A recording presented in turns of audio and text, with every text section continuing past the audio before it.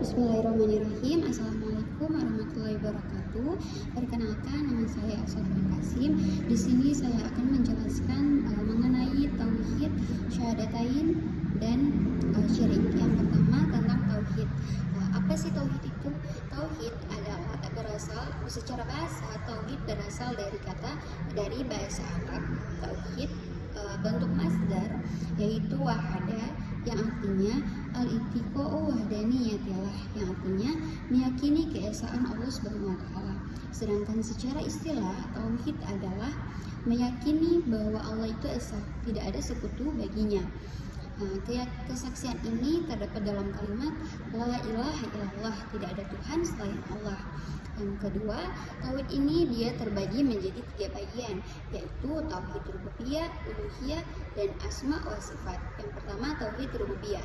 Tauhid rububiyah merupakan tauhid yang mengesahkan bahwa Allah Subhanahu wa taala itu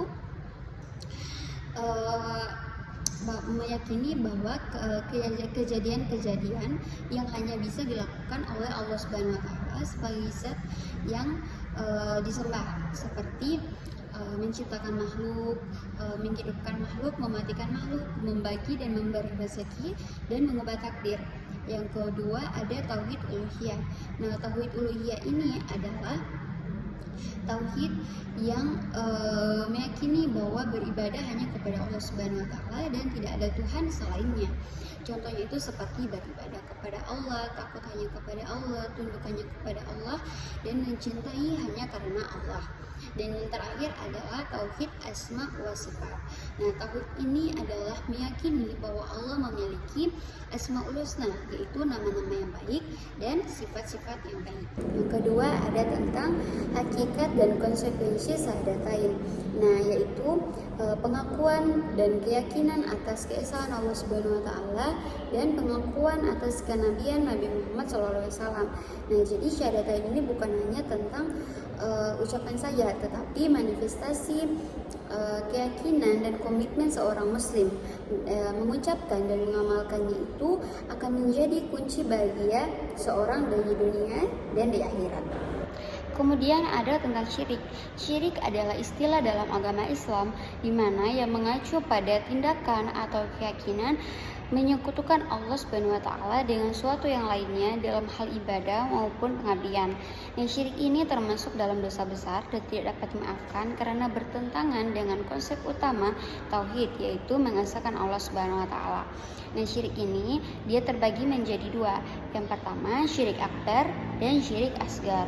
Nah, yang pertama, syirik akbar. Syirik akbar itu adalah di mana seseorang menyekutukan Allah secara langsung dalam hal ibadah. Contohnya menyembah berhala, menyembah selain Allah, percaya bahwa jin maupun makhluk mempunyai kekuatan ilahi. Dan yang kedua ada syirik kecil, di mana seseorang melakukan atau menyekutukan Allah dengan hal-hal kecil secara tidak langsung dalam ibadah. Contohnya seperti yang pertama itu riya, yaitu beribadah pamer dalam ibadah. Yang kedua ada sombong atau takabur, yaitu sombong dalam amal ibadah. Dan yang ketiga ada khawarij, kelompok yang mengkafirkan manusia dalam dosa-dosa tertentu. Yang terakhir ada tentang faktor-faktor yang merusak tauhid. Yang pertama, kurangnya ilmu pengetahuan agama. Yang kedua, lemahnya iman dan takwa. Dan yang ketiga ada lingkungan yang buruk. Yang keempat,